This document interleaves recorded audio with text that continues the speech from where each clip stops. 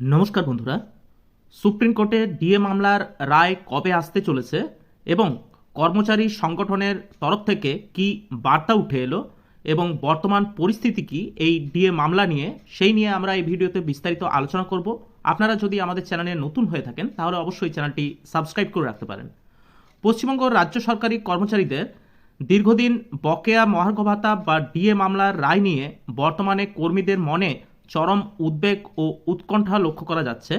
রাজ্য সরকারি কর্মীদের এই দীর্ঘ প্রতীক্ষিত মামলার ভবিষ্যৎ এবং বর্তমান পরিস্থিতি নিয়ে সম্প্রতি এক বিশেষ বার্তা দিয়েছেন কনফেডারেশন অফ স্টেট গভর্নমেন্ট এমপ্লয়িজের সভাপতি শ্যামল কুমার মিত্র। কর্মীদের মধ্যে ক্রমবর্ধমান হতাশার প্রেক্ষাপট তিনি মামলার খুঁটিনাটি এবং বিচার ব্যবস্থার বাস্তব চিত্র তুলে ধরেছেন। দীর্ঘ প্রায় 10 বছর ধরে চলা এই মামলা নিয়ে সরকারি কর্মচারীদের একাংশের মধ্যে হতাশার সৃষ্টি করেছে। 2016 সালে শুরু হওয়া এই আইনি লড়াই এখনও সুপ্রিম কোর্টের বিচারাধীন।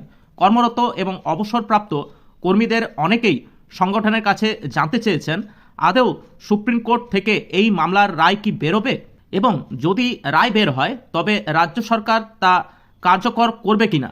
শ্যামল কুমার মিত্র এই উদ্বেগে স্বাভাবিক বলে মেনে নিয়ে বিচার ব্যবস্থার উপর আস্থা রাখার জন্য তিনি পরামর্শ দিয়েছেন। শ্যামলবাবু ভারতের বিচার ব্যবস্থার বর্তমান সংকটময় পরিস্থিতির কথা উল্লেখ করে ল কমিশনের 120তম রিপোর্টের তথ্য তুলে ধরেন। তিনি জানান, বিচারপতির অভাব এবং বিপুল মামলার চাপে আদালতগুলির উপর প্রচুর কাজের চাপ রয়েছে।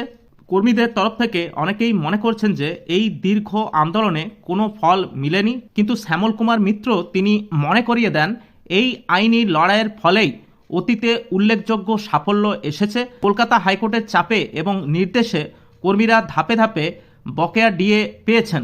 তিনি জানিয়েছেন, বিচারপতি নিশিতা মাত্রে এবং বিচারপতি তপব্রত চক্রবর্তীর ডিভিশন বেঞ্চের নির্দেশে 1/1/2018 থেকে অতিরিক্ত 15% ডিএ পাওয়া গিয়েছিল এবং পরবর্তীতে 1/1/2019 থেকে আরও 25% ডিএ আদায় করা সম্ভব হয়েছে। সব মিলিয়ে পুরনো বেতনক্রমের উপর মোট 40% ডিএ এই মামলার ফলে আদায় করা গেছে।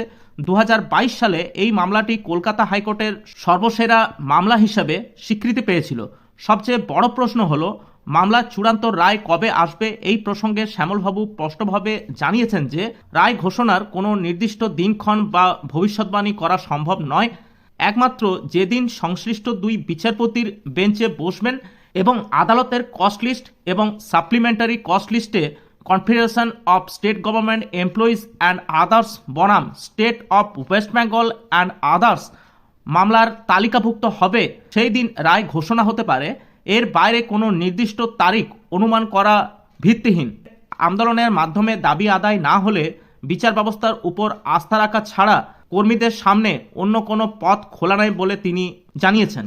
ডিএ মামলা নিয়ে পরবর্তী যে আপডেট খবর আসতে চলেছে, সেই আপডেট খবর সবার প্রথম পাওয়ার জন্য অবশ্যই আপনারা আমাদের চ্যানেলটি সাবস্ক্রাইব করে রাখতে পারেন। এই মামলা সম্পর্কিত যে কোনো ধরনের আপডেট পেলেই সেই আপডেট আমরা এই চ্যানেলে ভিডিওর মাধ্যমে আপনাদের কাছে তুলে ধরব। আজ এই পর্যন্তই, দেখা হচ্ছে পরের নতুন কোনো ভিডিওতে। নমস্কার, ভালো থাকবেন, ধন্যবাদ।